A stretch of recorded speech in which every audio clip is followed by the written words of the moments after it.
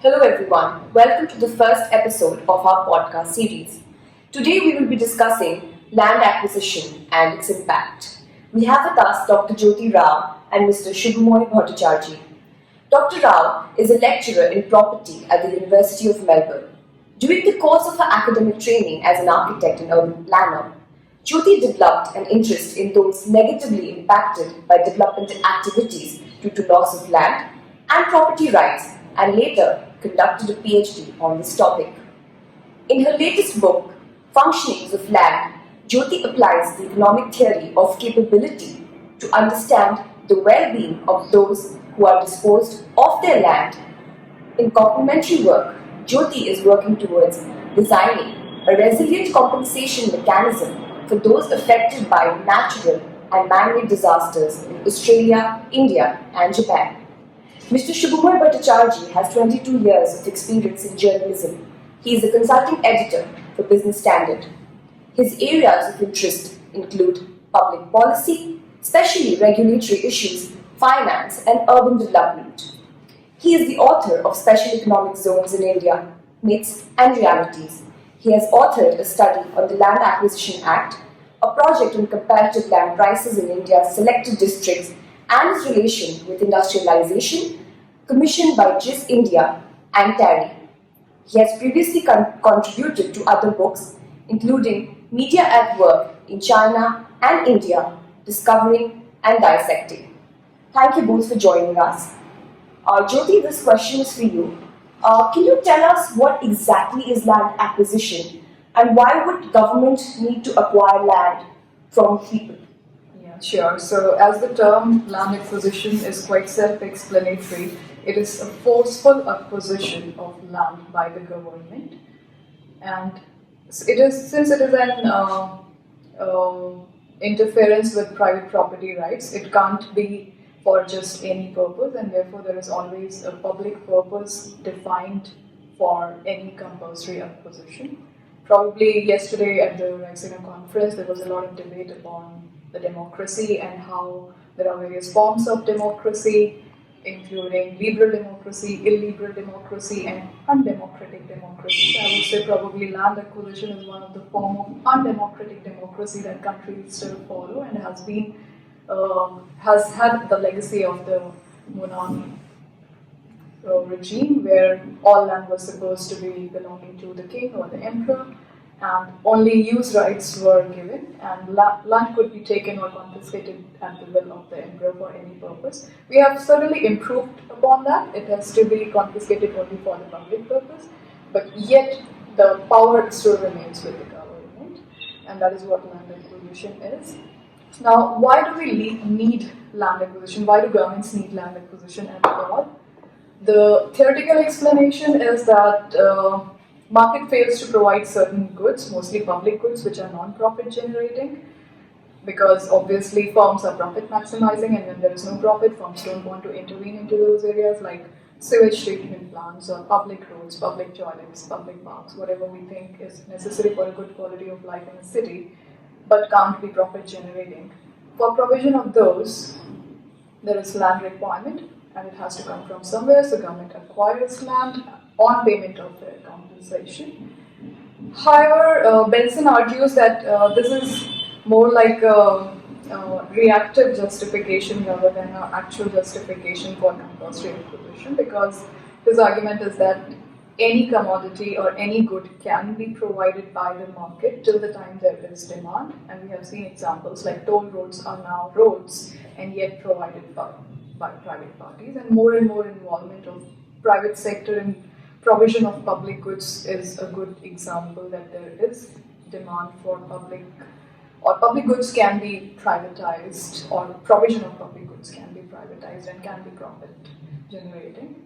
So there is debate on both sides, but we still need acquisition powers to be aligned with the government because of the holdout problem. That is another strong justification for the use of compulsory acquisition or land acquisition power, that at the will of one private owner, the entire project should not be put on stake. And to overcome that holdout problem, there is forceful acquisition necessary at times, and government need to have that power. So that is what land acquisition is, and that is what it is required for. In simple words, maybe Subhomoy would want to add to that. That's fine. I was quite listening to you quite intently, and you went through a lot of history and of this entire issue. And it's what you put the economic rational and things just in the right perspective. I'll just put it on the India-centric development. We have the Land Acquisition Act, which has been repealed by 2013's Land Acquisition and Rehabilitation Act, which is known as the LAR Act. But this act, which was the Land Acquisition Act from 1897, the interesting thing about this act is, yes, as Jyoti says, it accepted the concept of what is called the eminent domain, that the state is the arbiter of land. In fact, it didn't agree. In India, you have a lot of this what is called the common land. Like if you go to a village or something, you'll have the people's land, farmlands, and then there's homesteads, and there's also the common land, which is in Hindi it's called the Charwar land, where cattle graze. Now, in the British common law system, that concept was given a go by. The point was that everybody had to have some ownership. As a result, that land was also sort of given out as an ownership. And in fact, that is where the basic challenge comes from. Because when that was done, like who gets it and how it is, and often it would be the local ruling clique which would be deciding who would be the owners. Now here comes the problem that when the British government started expanding roads and rails and others, they basically used this Land Acquisition Act to say forcible acquisition. Surprisingly, 1947, when India got independence, this was a very interesting point that should or shouldn't the state acquire land. And much against what we might think, the constitutional fathers actually say that the people should not have rights over land. Remember, the entire veering of India was towards a socialist state. And the socialist state clearly said that it is the state which knows what to do with the natural resources, land, labor, and capital. So therefore, there was a strong debate in the Constituent Assembly. In fact, I refer to that extensively in my book, It's in India, where everybody was agreed that to give land rights would actually perpetuate a feudal system, a zamindari system would be there. And the point was that land would be appropriated from them. So therefore, they shouldn't get any right to have the land. In fact, giving out right to them would actually allow what she was saying, talking about the holdout problem. So the government was very keen at the time to say that no land acquisition will ever be challenged by anyone, because the land acquisition is supposed to be for the good of the people who don't have land. So the basis on which we came along was actually quite different from what many of the Western countries would think of. Here, there was no private holding of land which was being taken over. The idea was that poor people don't have land. And by definition, that is why they are poor. And because they don't have land, obviously when the state is taking over land, whom is the state taking it over? It is taking it over from the zamindars or the raitwars. Therefore, the state has to take over the land, and therefore the state shouldn't even pay compensation, because when you pay compensation, then you're actually taking out common resources, the tax that's generated from everybody, for the benefit of people who have got it by unfair means. That is the basis why the Land Acquisition Act was sort of kept, that yes, we shall be using it, and we shall use it to build what we need for the country. So all the cities that came up in India, from the steel cities, Bhilai, Durgapur, even Bhopal, Bokaro, or Chandigarh, or Bhubaneswar, these cities were built on the principle that land shouldn't have to be paid for. Because if it is paid for, then the state has actually taken away a lot of resources to give to people who don't need that money and who shouldn't be getting that money. This was a concept which was so strong and entrenched that as a result, when rails were being built or roadways were being built, this was the concept on which land was taken on. That it will actually, the state knows better what to do with the people's, with the land holdings. Because land holdings definitely don't belong to the poor. That was the argument. So therefore, the land should come, the state should actually take it over and give it over to the people. In fact, if you look at it, the Bhutan movement or the land other movements which Jayaprakash Narayan and Vinoba Bhave both did, and of course Vinoba Bhave's. It was built on the same basic principle that the poor don't have the land and therefore there's a need to take over land with the support of the state and distribute it among the poor. So land acquisition till 1990s or even till say the early 2000 was actually considered a good idea by the state. This is where there's a fundamental the situation changed when the economy changed, and that part we can come to now or we can discuss subsequently. But this was the basis on which land acquisition was considered a rather good activity which the state was carrying out. Yeah, you were saying that it changed with the opening of the economy or how the Indian economy changed. Yeah. So could you please speak about that? Yeah, and it comes from what Jyoti was talking about. The concept which was embedded in the Land Acquisition Act was section 4, 5 and 6 is the concept of what is called public purpose. The state will take it over for public purpose.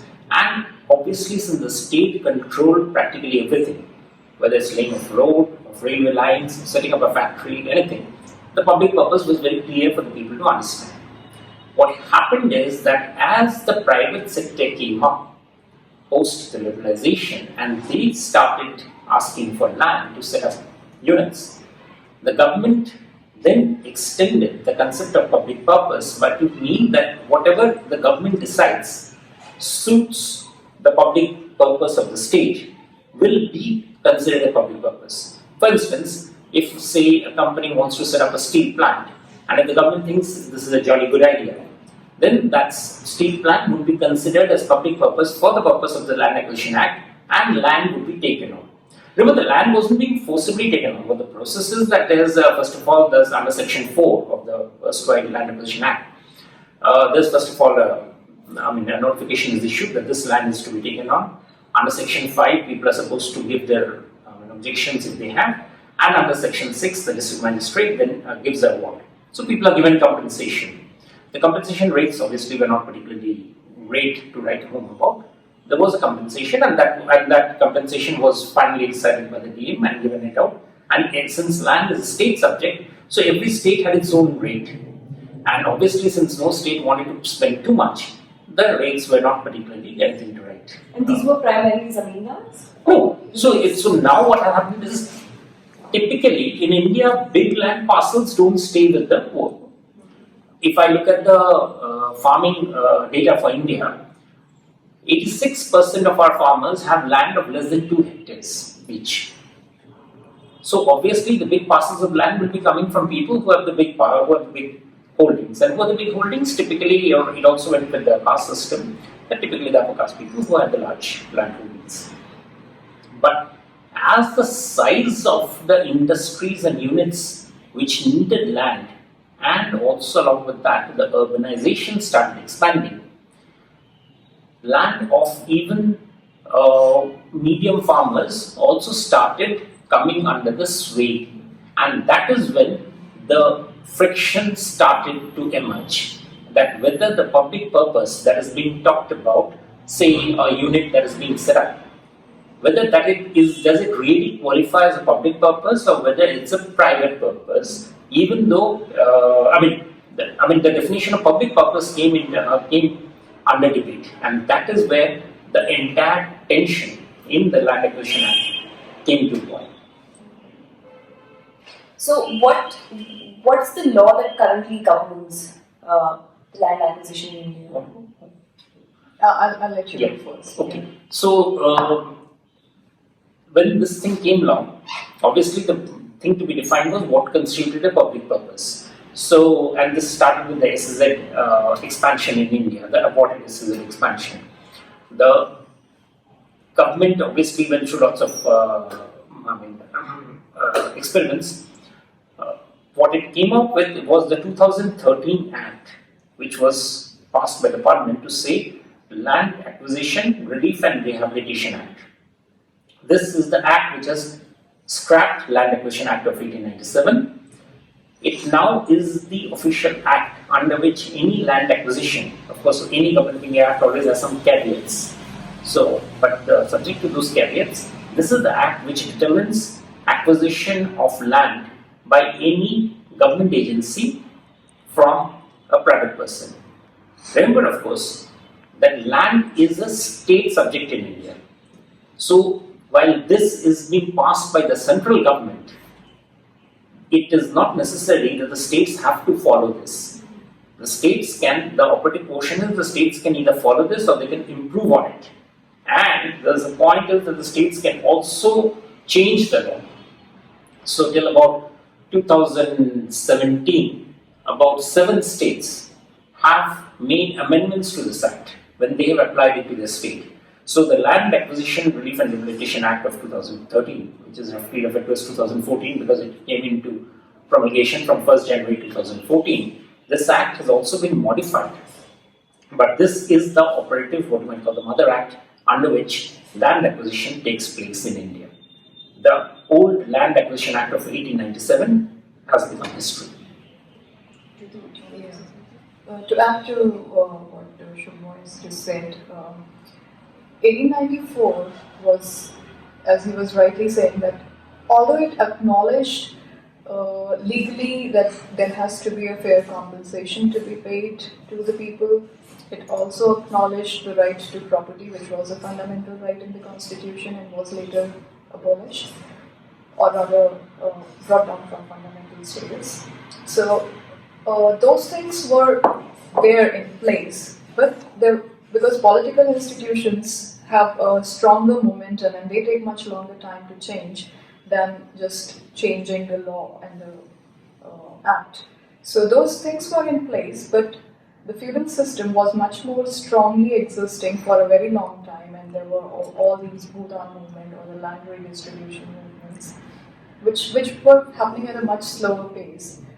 So over the years, the debate on compensation became stronger, and the need for a new law was becoming more and more important, which can acknowledge that how do we fairly compensate people, how do we define public purpose, and as with the emergence of or the involvement of private sector, so the need for these things were much more evidently seen, and that is what led to probably the emergence of 2013 law, which differs from the 1894 law very strongly in at least 3 aspects.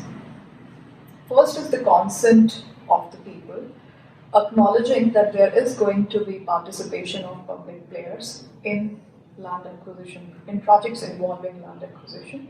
So taking 70% people on board or 80% people on board, depending on whether it's a PPP project or whether it's a private or public purpose project taken up by a private entity, or we include now private companies and entities both in 2013 Act, which was not the case earlier. So whether this Act has widened the scope of acquirers or whether it has widened the rights of the people is still debatable, I would say, because when other countries are heading towards reducing the use of compulsory acquisition more so for private entities or private companies, and they are relying on the pre-market operations, it is worth giving a thought where India is heading to with the 2013 Act. Now, certainly the other important change in this Act is that from giving market value and plus some solatium, we are now giving 4 times market value as compensation. Whether it's just mere acknowledgement of the fact that there is underreporting of land values in the first place, whether it's the acknowledgement of the fact that we don't value land as professionally and fairly as maybe some other developed part of the world is doing, or whether it is the acknowledgement of the fact that the development value of land post-project is much greater, or at least 4 times more than the original value before development. We are not sure because we don't know what the logic is for this 4 times compensation. But yes, that is there, and that everyone is seeing as a strong incentive. I'm not sure if that is beneficial for anyone or not, but there has to be a rationale which can be justified so that private players are interested in still taking forward projects and development still happens, while at the same time private landowners are also not cheated of the development benefit. debts associated. So these are the two things. Another thing is obviously the rehabilitation or formalization of rehabilitation policies, which were otherwise just merely guidelines, and in the until 1894 Act, which is now very much a part of the law. So these are some major changes in 2013 Act. Now, where we will head after if 2015 amendment comes in place, that is debatable, and probably I'm not an expert to comment upon that. If Subhomoy wants to add on 2015, maybe we will review.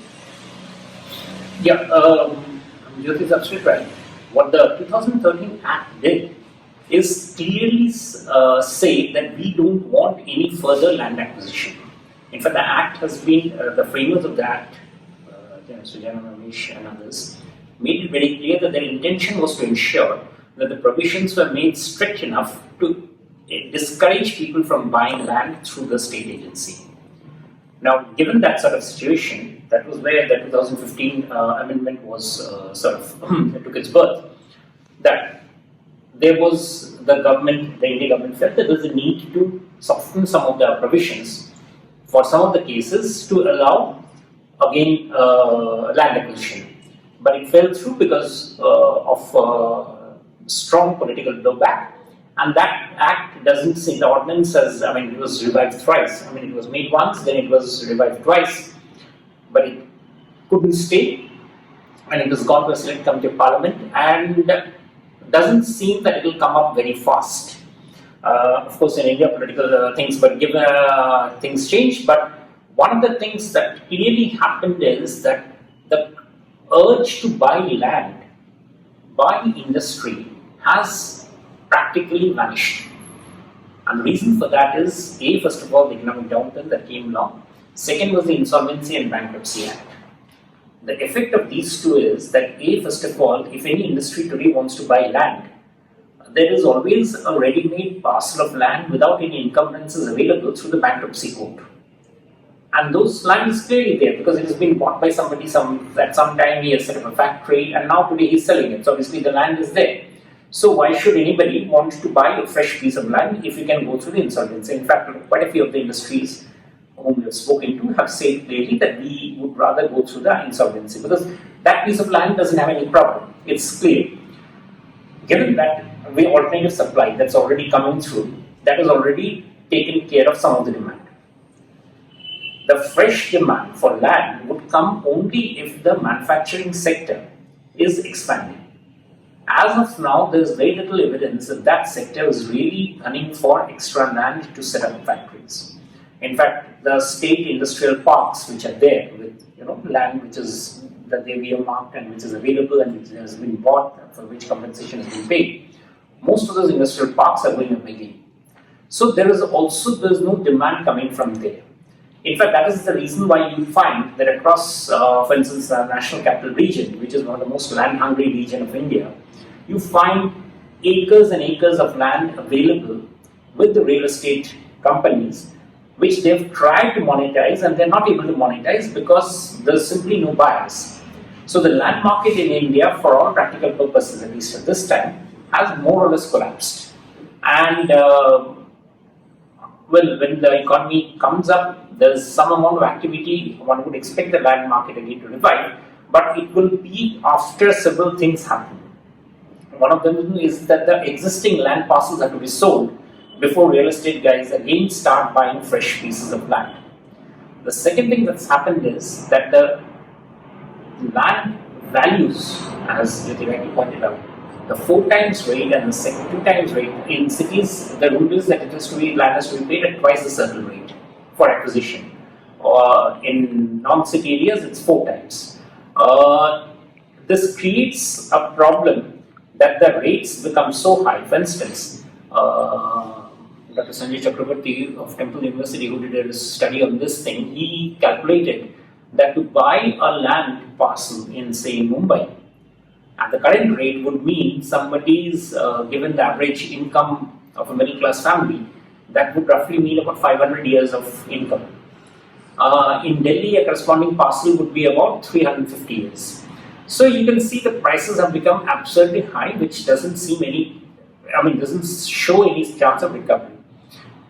It's also the fact that a lot of money from taken out from the banking sector has got locked in these land acquisition during the boom period of 2003-4 to about 2012-13. No bank, therefore, having said, and the other third set of suppliers, therefore the banks, wants to be further involved in giving out loans for buying of land. Now, these three factors are basically precluding the emergence of a land market. One of the experiments that was done in Bangalore and in Pune was the development of the transferable development rights. Basically, it sort of brings in modern management methods, and Jyoti will be the right person to talk about it, to show how land can be monetized. But while the principle is good and it took off, the collapse of the land market has sort of hit the TDR market also very strongly. So overall in India, the appetite for land, and this is very surprising that in a country with such a huge population, with 1.3 billion and expected to go at least till 1.6, the land demand for land should be high, has actually taken not only a backseat, it has taken a backseat for a considerable amount of time. Remember, the other area where land was a very major, demand was majorly in demand was these state-run projects like coal mining, railways, and roads. Now, what's happened is that the railways already have the land and they are monetizing it. The coal mine areas, because of the problems of Land Acquisition Act, the coal mining areas were given the right to have their own act, and in fact, many coal mines do not take land under the Land Acquisition Act. They have a carve-out act for them. It's called the Coal Mine. They are not expression. It's a separate law. It's called the Coal Bearing Areas Act, and there are 17 such acts which can set up by the government for different industries under the government. These acts have also now, from 2015, have got subsumed under the LAR. So even in coal mining areas, it's better for a company not to strive for anything further to buy anything further, but rather to stay within the ambit of whatever they've got. So as a result, the land acquisition process in India, has got it's definitely come off. In fact, the only areas where there is some amount of land acquisition, which CPR's Land Rights Initiative showed, was in the Delhi Development Authority. They bought land between 2016-17 for homes. But other than them, there has been no demand for land anywhere in India, which is really and also it's created a peculiar situation. For instance, the Mumbai-Nagpur Expressway needs land. Now, the moment it needs land, what farmers do, and they're perfectly right in doing because they're responding to a market initiative, they create pressures to ensure that the 4 times price which they are entitled to is paid for, and probably a bit more if it's possible. And as Jyoti rightly pointed out, there's obviously people would want to see what is the fair market price. So that itself takes time. And in a democracy, obviously there will be a bit of a discord about what is the price to be set. There will be an agitation.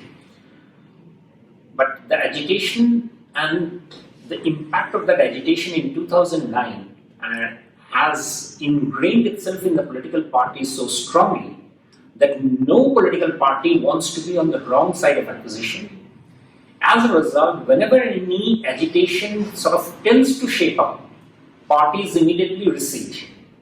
And instead of negotiating with the farmers to try to buy the land, what it does is it says, let's scrap it. So you would find in Maharashtra, this Mumbai-Nagpur Expressway, similarly the Ratnagiri project where the refinery was to come up, it is being scrapped. Similarly in Gujarat, similarly in West Bengal. In all these cases, major industrial projects which would have needed state intervention to have come up, because one of the reasons why you need land to be acquired by the government in India is because of the fact that most land deeds in India are fractured. They aren't. Even if you buy a piece of land from a particular person, you can't be sure it will not be contested because there are no clear proofs of land holdings in India in lots of states. Because of that, the state intervention is necessary to give the affirmation that yes, this piece of land is definitely belongs to Mr. X or Ms. Y, and therefore the land is a clear. There's a clear rights which runs to the land records, and industries want that safety. But because the state is really about getting into this business of facing an agitation which can be very disruptive at the political process, and all the parties have suffered, have faced the brunt of it at some stage or other. Any land acquisition of a major nature is immediately pulled back. So the first signs of any discord and that project immediately gets pulled back. So yes, what Jyoti is saying is right, that by doing the act more stiff, we may have, it has definitely cleared lots of problems of Land Acquisition Act of 1897, but the problem that's done is that it is not understood that the way to go about is to create a smart land market in India. When you were talking about compensation, how fair is it? What mostly you both covered was the value of the land, but here what I feel that we're missing is that these people are being displaced from where they've grown up, their families, there's this culture, there's emotion, and the social impact is so high. So has the government in India or elsewhere taken these aspects into consideration while trying to come up with a compensation scheme? Because 4 times, I don't know, is it arbitrary or have these things been the earlier act definitely didn't include these issues, and as Jyoti rightly pointed out, it was sort of more of a guideline. The current act makes clear monetary provisions for that. In fact, the point is that there has to be a district management committee which will oversee the relief and the rehabilitation, and the word is relief and rehabilitation, of the families which are displaced, including providing of a job, providing of support systems, schools and everything. In fact, the ideal system is that the community will be, wherever its community has been approved it, they should be given a similar piece of land somewhere else so that they can sort of ease into life, which obviously in actual practice it can't really happen. So basically they try to work out through compensation, but still it's not a one-time compensation, since it's often understood that the persons who are getting the money are not equipped enough to be able to handle that sort of money, and they might get wasted. So there's a system of putting it in banks, putting it into long-term support systems so that the money comes along in tranches. Meanwhile, there's educational things and all that. What it does is that this is an additional cost which the companies have to bear. And since, as I said, most companies feel that this is something that they may not be very comfortable in bearing it, or they do not know how to handle it, even though there are very clear guidelines, because it's largely supposed to be mediated by the district magistrate, and it's basically the administrative system which is supposed to handle it and over a period of time do it. But what it is doing is it's created a further disincentive, and as a result, what it does do is it creates. While the intention of the act is good, the problem in a developing country is, if it's, let's say, take a case from Australia. Australia's institutions have developed far ahead of, say, an Indian system. As a result, the Australian government might be much more able to handle the impact of a displacement. The reason why countries like India and many other African countries, Asian countries, there are not too many Asian countries which are trying this, but in Africa and other countries, the problem is that these countries typically have a very weak bureaucracy which is not able to take on the responsibility of doing this sort of a job. If they were able to, then obviously they wouldn't be a developing country. In fact, my thesis is that the countries are poor also because of the fact, if you look at it from the political science principle of the weak bureaucracy, they wouldn't be having a weak bureaucracy. That bureaucracy would have been better. But because of that, they are not able to deliver even the basic necessities. Often basic, say, like rule of law, enforcement of contract, the judiciary, we know the pile-ups. Because of those, the ability of the administration to continue with a complex thing like relief and rehabilitation is very, very circumscribed. And that is where the challenge comes along. And people at the receiving end also realize this problem. So, so they would often not be very comfortable dealing with the state, because the state's ability to have shown a good result at the end hasn't been particularly great. And that's where the challenge comes along. So again, it brings on to the question that maybe it's a better idea to have a land market where the price signals could create easy understanding of of transaction between the buyer and the seller than a state mediated system of transaction. Jyoti, while I was introducing you, I did speak that you worked on land acquisition in India, Australia, and Japan. And right now we spoke about how Australian institutions are strong and hence the implementation is obviously better than developing countries like India. What do you think that Australia can learn from India and India can learn from Australia? I mean, specifically with regard to the land acquisition, the act or the implementation? Yeah, sure. So one thing which India is doing really good and is worth appreciating is the consent aspect. Taking consent of the people directly or indirectly implies that the project has to be a public purpose and public acknowledges it as a public purpose project. Now, in the European Union, there is the European Human Rights Commission, and there is a very strong recognition of private property rights. And they also advocate the proportionality principle that any project for which land is to be compulsorily acquired should proportionately view the welfare of the land users as opposed to the rest of the society.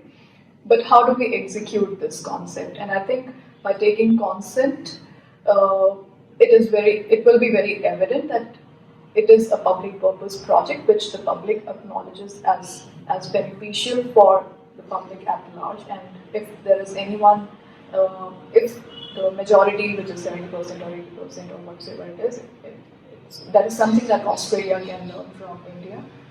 However, there are two sides to it. Like taking consent of 70-80% population may be possible for India if it is offering 4 times the market value, which Australia will never offer, because Australia has a very fairly operating land market. And interestingly, when we calculate market value in India, we calculate value as in use. So if it is an agricultural land, we calculate its value as per the agricultural use. Unlike what we do in Australia, we calculate the value for the highest and best use, which means the use which is financially, physically and legally feasible on that piece of land, and is the highest, most improved use. So that makes a lot of difference between the way Australian market value is calculated and how people can still be on board and give consent. And on top of that, Australia pays 10% installation, not uniformly, but it varies across states in Australia. Victoria pays 10% installation. Now, what India can learn from Australia is I'll start again by valuation, that there is a professional independent body which values land for public projects when it is compulsorily acquired. Whereas in India, it is mostly at the whims and fancies of the collector, who may not be the expert on land valuation, and therefore most of the debates end up in courts, where the court often gives judgments in favor of the land users. Again, courts are not the experts on that, and they take into consideration all other factors, sympathy, emotions, and all other factors, and they come up mostly with conclusions that the compensation, not the value of land, but the compensation is to be paid higher than what is offered to them by the collectors in the first place. So that is a very weak institution, and that is probably one of a fundamental institution for any land market to operate, that there has to be a way to value land in the first place, there has to be a way to acknowledge who is the ultimate or conclusive landowner, there has to be a title system, there has to be transparency across land data, which is absolutely absent. In Australia, if you just put any property address, anyone can buy the property title document and then understand who is the owner, what is the property location, what is the area, and every other information is easily available and accessible to the public, which is not the case in India. So these are some very strong lessons for India to learn from Australia. And as Subhomoy was very rightly saying, way forward is not more laws, not including private parties into acquisition. The way forward is to let the market operate and facilitate free market operations.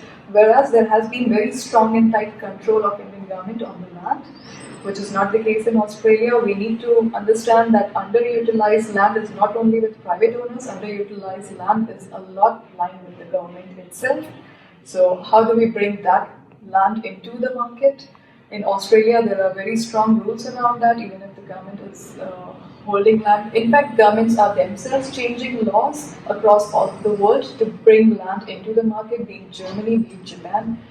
Governments don't hold land. They apply the same rules on the private owner as to themselves, that if they are holding land and not using it, they have to sell it back in the market.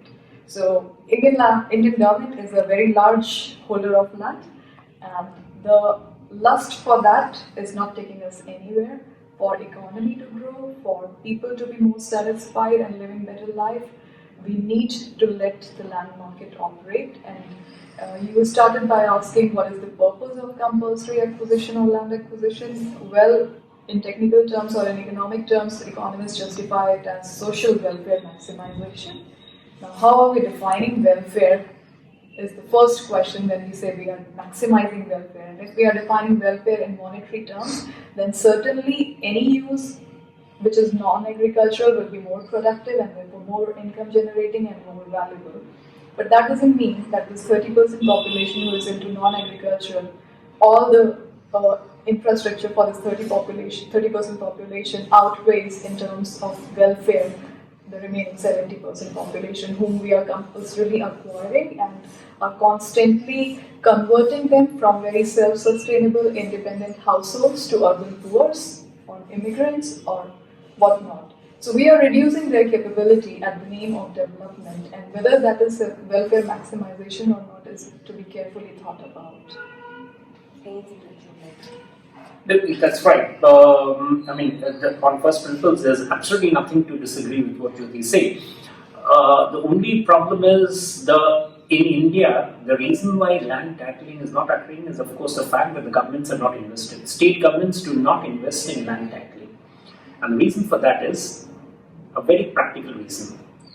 Land revenue in India is not accepted. So no state takes land revenue.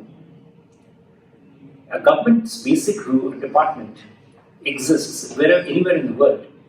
It has to have a financial reason for its existence.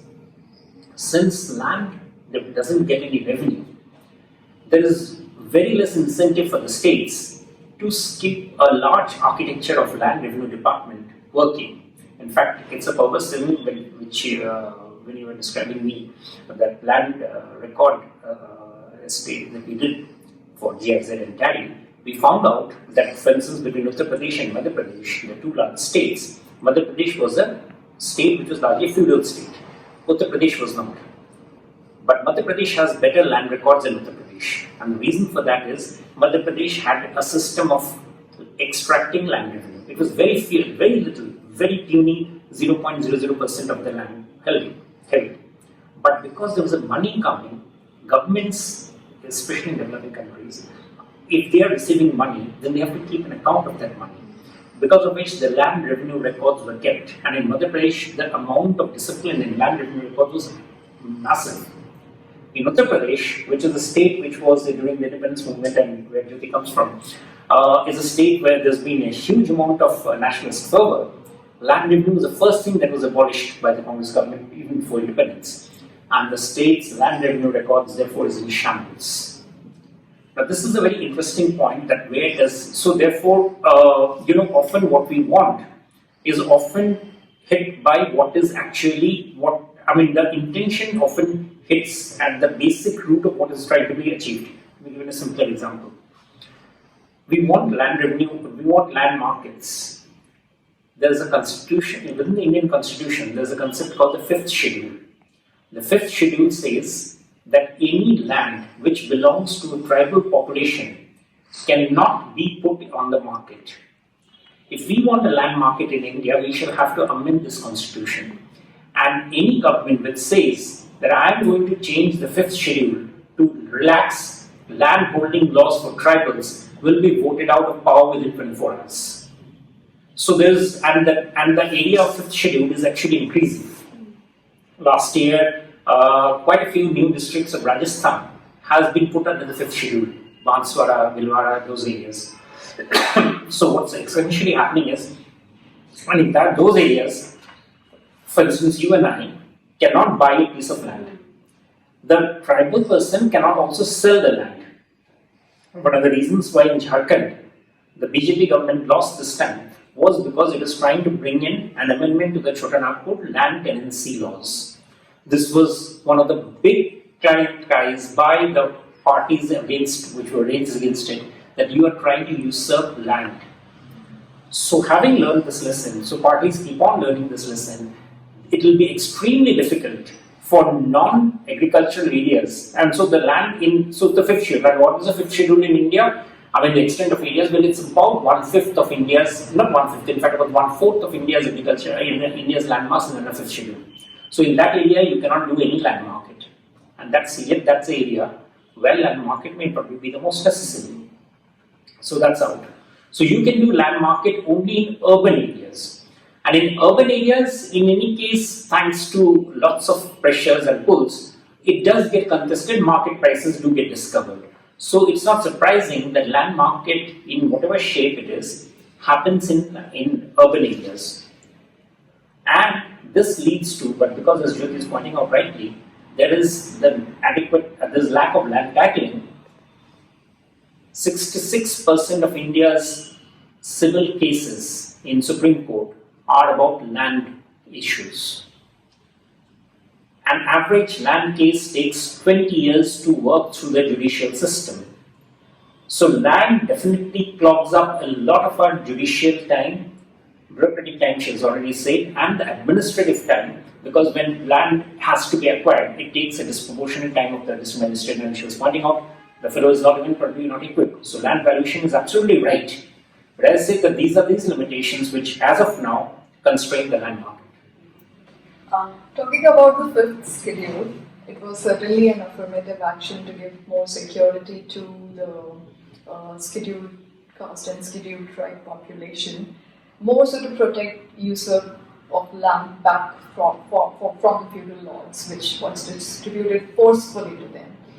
Now, interestingly, recently I was doing my research and I found out that discrimination against SC/STs has increased over the years, especially violent forms of discrimination. And the reason for most of these incidences has been the attempt to usurp back their land. So we can't say that we have developed, we have grown forward. Absolutely. In fact, what's happening is that because of the 5th schedule, land cannot be exchanged there. The Chotanagpur case I just told you about, the Ranchi. So what happens? People develop what you might call a semi-legal practices to get around it. And the smarter ones do it. But obviously when they're doing it, it is violating somebody who wants to work within the system and a public person who's poor. So it is actually, so this schedule actually encourages behavior which actually hits against the scheduled caste and scheduled tribes, especially scheduled tribes.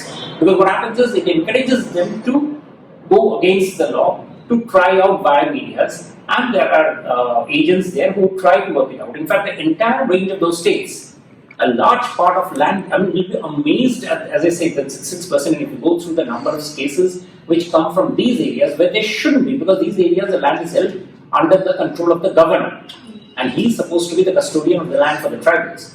And you'll see the amount of cases, and in most of those cases, the system is, I mean, the narrative is simply this: that there is somebody who's coming from outside, she or he has bought a piece of land, by passing the 5th schedule, by trying to show that particular piece of land as not being part of the schedule.